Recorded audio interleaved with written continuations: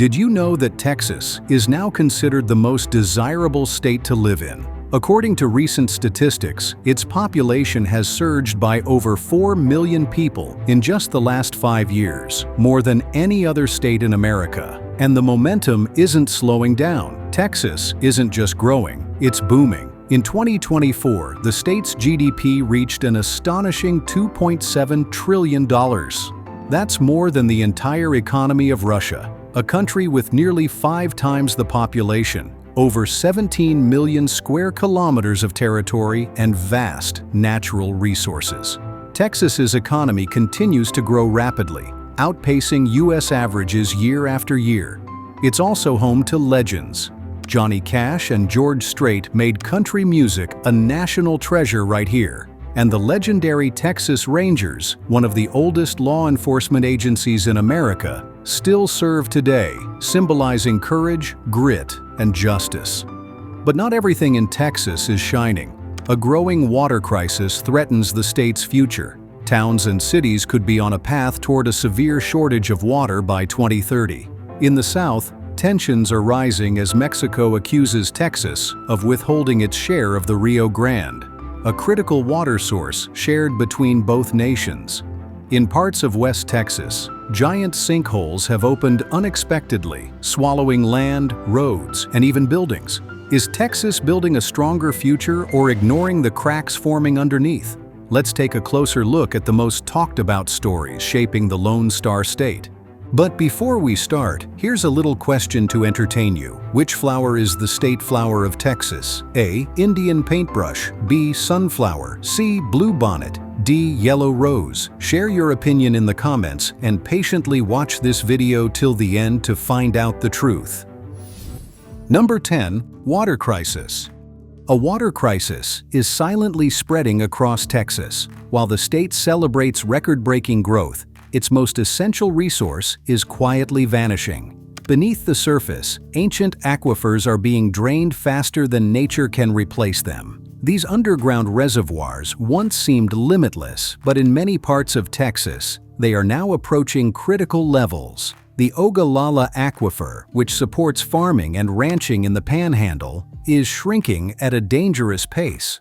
Wells that used to hit water at 50 feet must now go deeper than 300. Often bringing up nothing. And this is not just a rural issue. In growing cities like Austin, Dallas, and San Antonio, rising populations are putting unbearable pressure on existing water systems. By 2030, experts warn Texas could face a statewide water shortage with far-reaching consequences. Agriculture is already feeling the pain. The state's farms and ranches consume nearly 60% of all fresh water, and many are now struggling to stay afloat. Some farmers are abandoning their fields. Others are spending fortunes to drill deeper. Livestock operations are shrinking as ponds and wells dry up. Food prices are starting to reflect the strain. One of the most alarming signs is the Rio Grande. Once a powerful river stretching across the state's southern border, it now barely reaches the Gulf in some years. The situation has already sparked diplomatic friction. Under the current Trump administration, pressure on Mexico to deliver its share of Rio Grande water has intensified.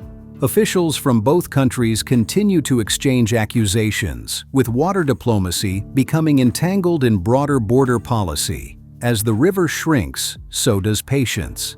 Texas communities downstream are feeling abandoned, while Mexican leaders argue they are also facing historic droughts. International agreements signed decades ago are being tested like never before.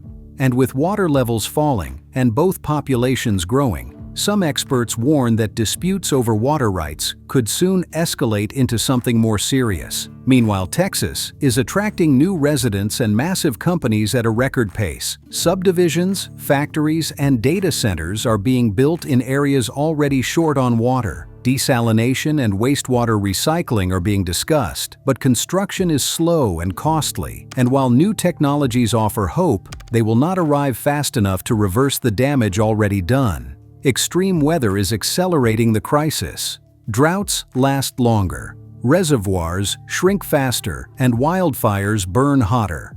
Without reliable water, farming, energy, and growth in Texas become dangerously unstable. How long have you lived in Texas, and why do you love this state? Have you seen the effects of this water crisis where you are? Share your thoughts in the comments, and subscribe to our channel to help more people learn the truth about current events. And now, we move on. Number 9. Renaissance Festival. Every fall, deep in the piney woods of Todd Mission, Texas, crowds gather to enter another world.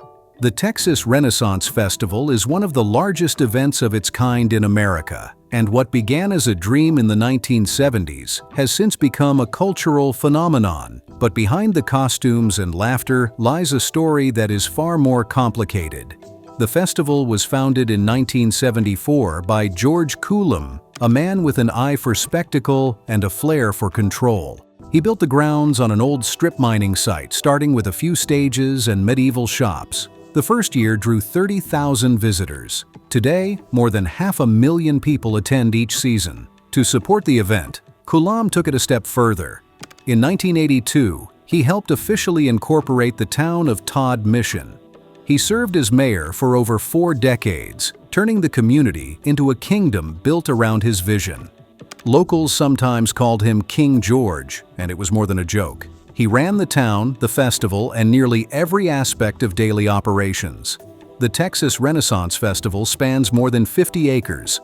Guests pass through castle gates into themed villages with names like Sherwood Forest or Pirates Cove.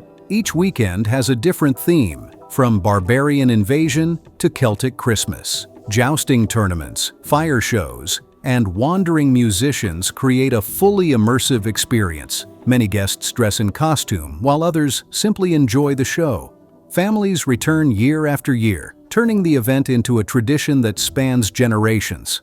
But in recent years, the story took a darker turn. In 2024, HBO released a documentary series called Ren Fair, which pulled back the curtain on the internal power struggles behind the scenes. The film followed Coulomb as he tried to choose a successor. What emerged was a portrait of a man unwilling to give up control, manipulating his staff, and ruling his empire with increasing paranoia. The documentary also reignited public attention to long-standing accusations. Coulomb had been accused by multiple women of inappropriate behavior and sexual harassment. While he denied the allegations, they cast a lasting shadow over his legacy. In 2025, Coulomb was voted out as mayor and ordered by a court to sell the festival. Just weeks later, he was found dead in his home on the festival grounds. Officials ruled it a suicide, but questions remain. Some say the timing was too perfect. Others believe the pressure had simply become too much. Despite the controversy, the Texas Renaissance Festival continues. The magic, the costumes, and the celebration of imagination endure. But now, the joy carries an edge. Visitors walk the same paths Coulomb built, aware that the story of this place is more than fairy tales and turkey legs. Number 8. Insane property tax. Texas has no state income tax, and that sounds like a dream to many people moving here. But those who stay quickly learn that something else is quietly taking a big bite out of their wallets. It is property tax. And in Texas, it is not just high. It is one of the highest in the entire country. Unlike many states, Texas relies heavily on local property taxes to fund schools, roads, and emergency services. Since there is no state income tax to balance the budget, counties and cities turn to homeowners to fill the gap. The result is a system where even modest homes can come with shockingly high annual tax bills. In some parts of the state, property tax rates exceed 2.5%. That means if your home is valued at $300,000, you could be paying more than $7,000 a year in taxes. And as home prices continue to rise, so do the bills. Many residents say they are being taxed out of their own neighborhoods. For longtime homeowners, especially seniors on fixed incomes, this creates real hardship. A home they bought 30 years ago for $100,000 may now be worth $400,000.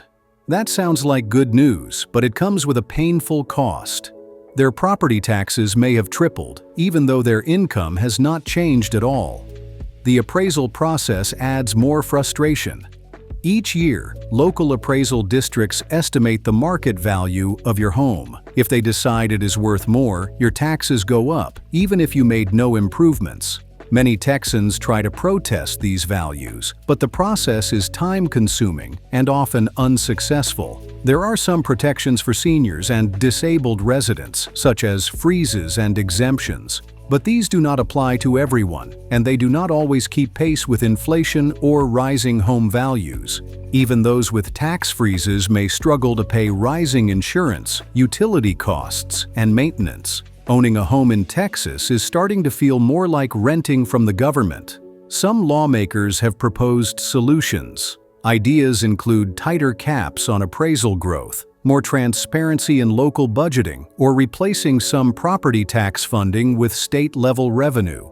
But change comes slowly, and every year more families feel the pressure building. Property tax is not just a financial issue. It is also changing the face of communities. In cities like Austin, Dallas, and Houston, long-term residents are leaving because they can no longer afford to stay. Younger families hoping to build a future are finding that buying a home means entering a system that never truly lets you rest. Have you seen your property taxes rise sharply in recent years? Do you think the current system is fair, or is it time for Texas to rethink how it funds public services? Share your thoughts in the comments. Number 7. George Strait. George Strait is more than just a country singer. In Texas, he is a symbol of tradition, loyalty, and timeless music. Known as the King of Country, Strait built a legendary career that has lasted over 4 decades. His songs capture the feeling of small-town life, open roads, and quiet strength. For many Texans, Strait does not just represent the state, he defines it. Born in the small town of Poteet and raised in nearby Pearsall, Strait's early life was far from glamorous. After high school, he enlisted in the United States Army and married his high school sweetheart Norma. They have stayed together ever since.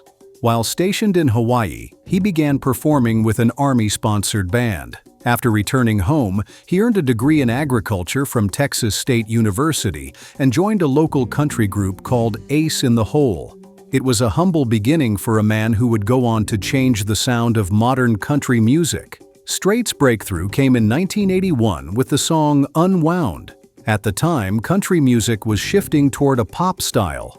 Strait brought back the classic sound of steel guitars, fiddles, and heartfelt lyrics. Over the next 40 years, he recorded more than 60 #1 hits, more than any other artist in any genre. Songs like Amarillo by Morning, The Chair, and Oceanfront Property became part of the cultural fabric of Texas and the entire country.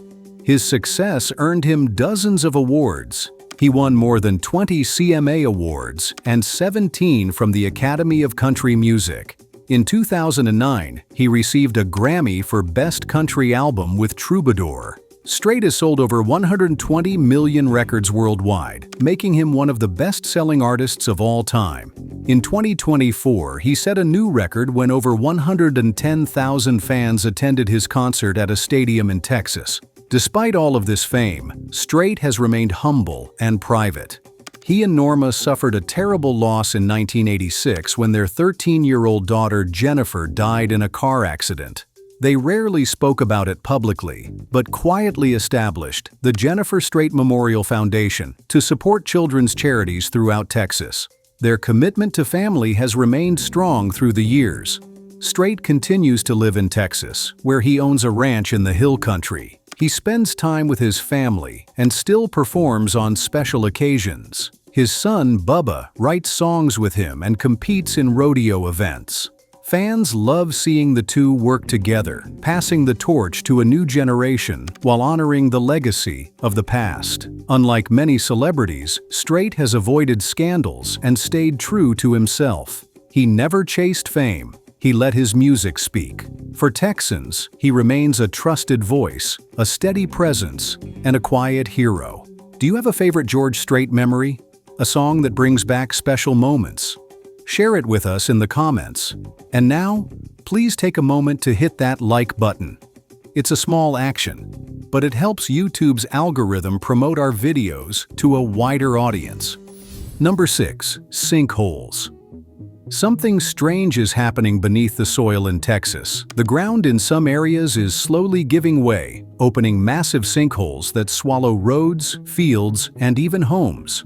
These are not small cracks. Some sinkholes are big enough to fit entire buildings, and they are not as rare as you might think. West Texas has become a hotspot for these underground collapses. Counties like Winkler and Ward have seen huge sinkholes open with no warning. In one case, 2 sinkholes form just a mile apart. They keep growing, and scientists worry they could merge into one massive crater. Local residents call them the wink sinks, and they are a constant reminder that the ground underfoot is not always stable. What causes them? The answer lies in both geology and human activity. Much of Texas sits on soft rock layers like salt, gypsum, and limestone. These rocks slowly dissolve when exposed to water, leaving empty spaces underground. Over time, those spaces grow until the surface above can no longer hold. The result is a sudden collapse. But nature is only part of the story. People have been pumping water from underground aquifers for decades. When that water is removed, the pressure that once supported the soil disappears. On top of that, oil and gas drilling has left behind empty pockets and weakened rock layers. In some areas, companies have also injected wastewater deep into the earth, further increasing the risk of collapse. These sinkholes are not just in remote fields. They have appeared near highways, shopping centers, and even schools. One swallowed part of a high school football field. Another shut down a major road for months. Once the ground gives way, there is no way to fix it. Crews can only close off the area and wait. Geologists are working to identify danger zones, but predicting the exact location of a sinkhole remains nearly impossible. Areas with old wells or heavy groundwater loss are especially at risk. Droughts followed by sudden rainfall can also speed up the collapse process. Sinkholes are more than just property damage. They can break pipelines, collapse buildings, and endanger lives. What makes them so frightening is their silence. They form with no warning, no tremors, no sound. One moment the ground is firm, the next it is gone. Texas is growing fast. More roads, homes, and pipelines are being built over unstable land. Without better monitoring, some experts fear the number of sinkholes will rise. And when they do, they will not care what is built above them. Have you seen a sinkhole in your area or heard of one nearby? Does the idea of the ground collapsing under your home concern you? Share your thoughts in the comments. We want to hear your experience. Number 5. Johnny Cash. Johnny Cash was not born in Texas, but the Lone Star State played a powerful role in shaping his legend. He performed here often, recorded here, and kept a strong bond with the people. For many Texans, Johnny Cash felt like one of their own. His voice carried the weight of pain, redemption, and stubborn pride, and that voice still echoes today. He was born in Arkansas in 1932 during the Great Depression. From the start, his life was marked by hardship. His family worked the cotton fields, and tragedy struck when his older brother died in a sawmill accident. These early struggles shaped the dark, honest tone that made his songs unforgettable. Cash rose to fame in the 1950s with songs like Folsom Prison Blues and I Walk the Line. He was not a polished performer. He sang like a man who had been through something and came back stronger. People trusted him because he did not pretend. His music was rough, real, and full of soul. Throughout his life, Cash battled addiction and personal demons. He was arrested several times for drug possession. But his turning point came when he met June Carter.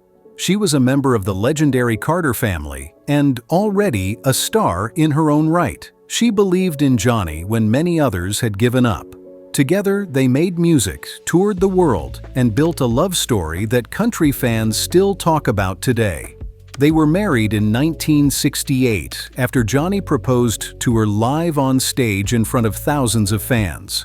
It was bold, dramatic, and deeply personal, just like their music. June stood by him during his darkest days, helping him recover from drug abuse and reconnect with faith. Their duets became legendary, with songs like Jackson and If I Were a Carpenter showing both chemistry and humor. Offstage, they raised a blended family and lived quietly on their farm, away from the spotlight. Texas was more than a tour stop for him. He played in prisons across the state, spoke with inmates, and often said he felt most honest on those stages. He recorded live albums in Texas, including a show in Huntsville prison that shook the music world. Few artists connected with the forgotten and the broken the way Cash did. Cash won multiple Grammy Awards and was inducted into both the Country Music Hall of Fame and the Rock and Roll Hall of Fame. Even late in life, when illness silenced much of his body, his voice remained strong. His last recordings were raw and emotional, a farewell to the world on his own terms. He passed away in 2003, just 4 months after June. Their story ended the way it began, side by side. In Texas and across the country, that love still lingers in every chord he ever played. Did you ever see Johnny Cash perform live? Do you have a favorite memory or song that brings him back to life for you? Tell us in the comments. We would love to hear your story. Number 4. The Dallas Blooms. In the heart of Dallas, just off the shores of White Rock Lake, lies one of the most beautiful and peaceful places in Texas. The Dallas Arboretum and Botanical Garden stretches across 66 acres of carefully designed landscapes, quiet walking paths, and vibrant displays of seasonal color. It is not just a park, it is a sanctuary. One of the most anticipated events each year is Dallas Blooms. This springtime festival is among the largest floral displays in the Southwest. From late February through mid-April, the gardens explode with color as over 500,000 blooming bulbs take center stage. Tulips, hyacinths, daffodils, and azaleas fill the air with fragrance and transform the space into something magical. Visitors come from all over the country to witness this display. It is not just for gardening enthusiasts. Families, photographers, and older couples all stroll the grounds, taking in the beauty at their own pace. The festival is designed to highlight different themes each year, often drawing inspiration from literature, travel, or classic art. Sculptures and seasonal exhibits are placed throughout the garden to reflect each new concept. But Dallas Blooms is only one part of what makes the Arboretum special. Throughout the year, the gardens host concerts, art exhibits, cooking classes, and educational programs for children. There is even a dedicated space called the Rory Myers Children's Adventure Garden, which blends science and play in a way that delights young minds. For many North Texas families, it is a place where generations come together. The Arboretum itself is a model of preservation and civic pride. It opened in 1984, built around the historic de Golyer Estate, a Spanish-style mansion from the 1930s. The home still stands and now serves as a museum and event space. Many visitors choose to take a guided tour of the estate while exploring the larger grounds. During the summer, shaded paths and fountains provide relief from the heat. In fall, pumpkin villages and harvest displays take over the lawns. Winter brings holiday lights and festive decorations that turn the gardens into a glowing retreat from the city. No matter the season, the Arboretum offers something different, yet always peaceful. For those who live nearby, it is a perfect place for a regular walk or quiet reflection. For visitors, it is often the most unexpectedly beautiful part of their trip to Dallas. It is not loud, flashy, or commercial. It is calm, thoughtful, and filled with natural charm. Have you ever been to the Dallas Arboretum or seen Dallas Blooms in full color? What is your favorite season to visit, and what memories did you make there? Share your experience in the comments. We would love to hear it. Number 3. Lyndon B Johnson. Lyndon B Johnson was the 36th President of the United States, but before he held the highest office in the country, he was simply a boy from the Texas Hill Country. Born in 1908 near Stonewall, Texas, he grew up surrounded by wide skies, hard soil, and a sense of duty to community. That small-town spirit stayed with him throughout his life and shaped many of the decisions he made as a leader. Johnson started his career as a teacher in a poor Mexican-American school in Cotulla, Texas. The poverty he witnessed left a deep mark on him. He saw how inequality, lack of education, and hunger could trap entire communities. These early experiences became the foundation for many of his most famous policies. He entered politics during the Great Depression and quickly gained a reputation for his energy and ambition. After serving in the House and Senate, he became vice president under John F. Kennedy. When President Kennedy was assassinated in 1963, Johnson was sworn in aboard Air Force One. It was a moment of shock for the nation, but Johnson took the helm with firm hands. As president, Johnson launched what he called the Great Society. It was a sweeping set of reforms aimed at ending poverty, improving education, and expanding civil rights.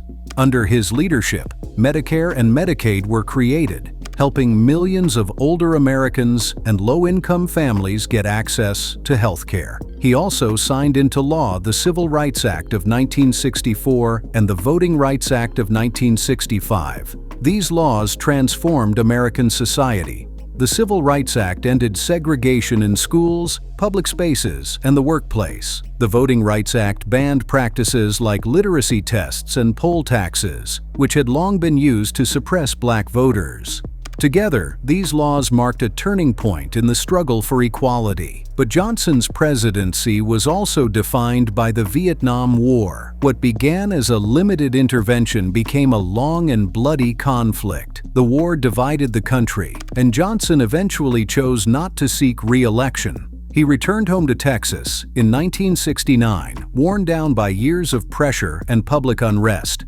Johnson spent his final years at his beloved LBJ Ranch.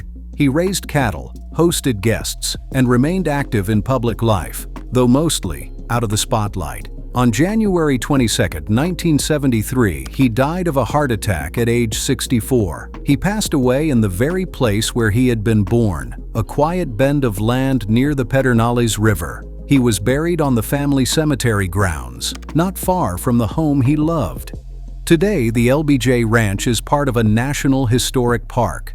Visitors can tour the Texas White House, walk through the pastures, and reflect on the life of a president who rose from poverty to power but never let go of his Texas roots. What do you think about President Lyndon B Johnson? Do you believe America needs more leaders like him?